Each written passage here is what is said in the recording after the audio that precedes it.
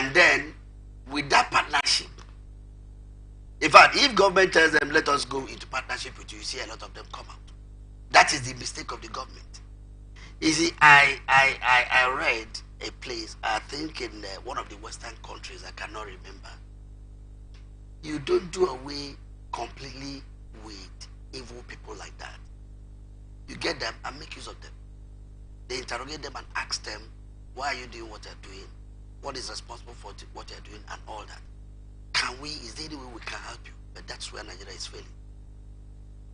They do not have the resources that they have in Nigeria. I understand. I think that's where you're going. The problem is the government in this country have failed to tap the resources that they have. So because they are failing, they cannot ask questions like, can we have partnership with you? Can we collaborate with you so that this thing you're doing, let's see how we're going to legalize it. Government cannot do it because even too, I believe some of them there are part of what they are doing. I think that is where you're going, you want to hear. All right, let's go to our next story for today. I'm sure that's what you want to go. Go ahead.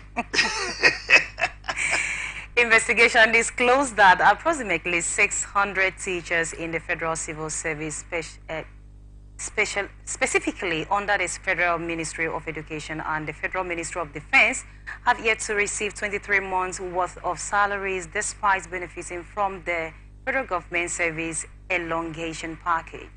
The memo was tagged FMA HRM S224 and it read, "This is to inform you that the Federal Executive Council at its meeting on Wednesday, 20th January 2021, approved 65 years and 40 years as retirement age and years of service, respectively. For the teaching profession, implementation of this new scheme is with effect from 1st January 2021. It should be noted that the new retirement year of service is not automatic, as officers will be required to demonstrate fitness after medical examination, and those found to be unfit will be advised to retire." One of the affected teachers who spoke to our correspondent on condition of anonymity said, "We are over 400 education officers who are beneficiaries of the elongation policies which extended the retirement period of teachers to 65 years or 40 years in service, effective January 2021. We are asked to continue with our job but weren't paid a dime till November 2022 with arrears of over 23 months outstanding. Our salaries were reinstated in December 2022, but when we got our pay slip, we discovered that include the total arrears on, but our count weren't credited. We asked questions, but up till now, no acceptable answers from IPPIS. We mobilized ourselves all over Nigeria and collected our information with a copy of some pay slip and submitted. The salaries were reinstated for most of us in December with payment of the month's salaries, but without the accumulated arrears. We later discovered that the payment of the arrears were reflected in our pay slip, whereas they were not paid into our various bank accounts. We are aware of the development. We are already interfacing with the ministry involved. The initiative was brought forth by the NUT. We stated it before the Ministry of Education came along and keyed into the idea. The reason we came up with the initiative was because we noticed that since the government was not employing new, it would not be wise to let go of the old hands. Well, to the above, I am directed to request that relevant authorities in the various primary and secondary schools across this service use the attached templates for the verification exercise and return the same. Now, of course, you are a teacher. First of all, I'm glad you know about this. But as saying that, since government is not employing new hands, that it would be wrong to let go of old hands. Of course, that's not wrong, because you cannot retire people and leave empty classroom. That was the idea to take. You have to. I mean, this is where initiative came to play. But why did they? I mean, why? Is it that government is not aware that the people in this system are up to the age of retirement?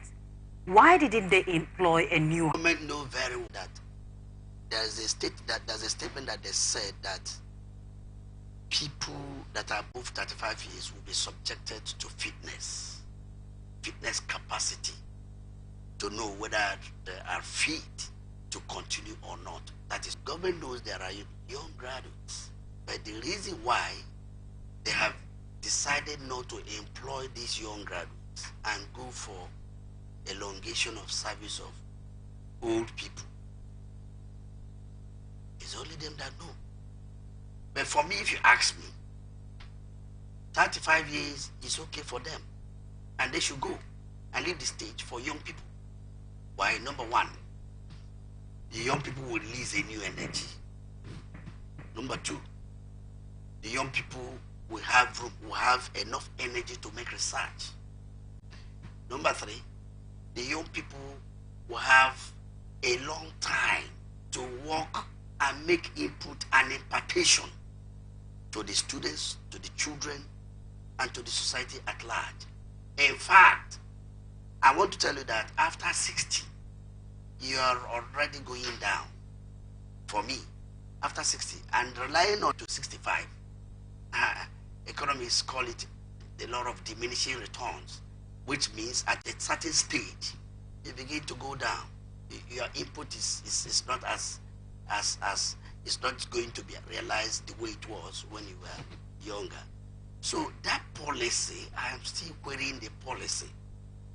I wouldn't stand here to tell you that, I wouldn't sit down here and tell you that that policy, when you were saying, well, it's good and all that, I don't want to say it's good with you.